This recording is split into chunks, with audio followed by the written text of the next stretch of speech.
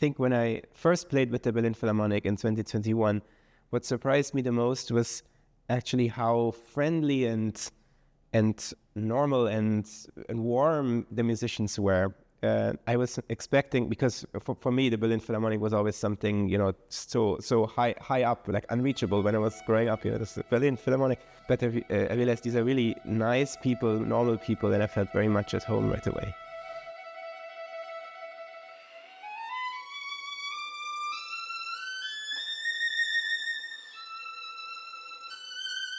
I'm incredibly excited to be playing 3 tour concerts with the Berlin Philharmonic and Kirill Petrenko to play the Beethoven Concerto, one of the greatest, most wonderful ballet concertos.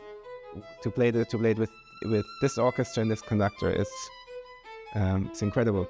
So we will play it in Lucerne and in Edinburgh and in London at the Proms.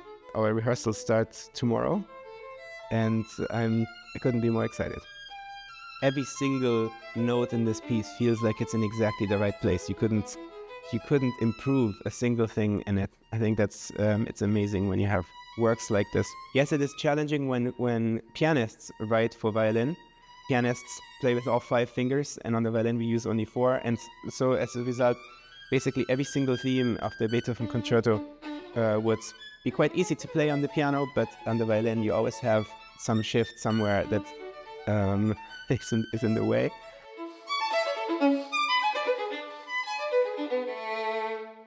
A challenge in this piece is that it has to retain a very natural and kind of innocent or simple or pure approach, despite all the time that I have put into it, all the time I've spent studying it, practicing it. And I think it can very easily become over-interpreted. That I think a great interpretation of the Beethoven is as much about what you take away than what you add.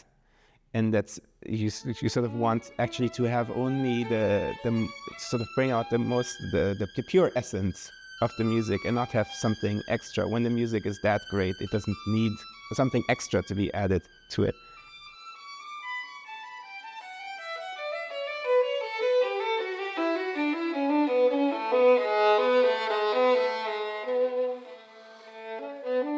It's an interesting thing I notice sometimes when I record, when I've had recording sessions and maybe I spend the whole day recording a piece. And gradually, I guess, from one take to the next, maybe things become a little bit more polished and refined and perfect and whatever. And sometimes then when I listen to the takes, I realize the first take was the best in some ways, because somehow it had the most inspiration. And in the session and even afterwards, I'm not really sure why. And then if I think about it, I can see what is different, but it was things that I was not aware of. There's only so much you can figure out here. Some of it has to also come more naturally. Yeah.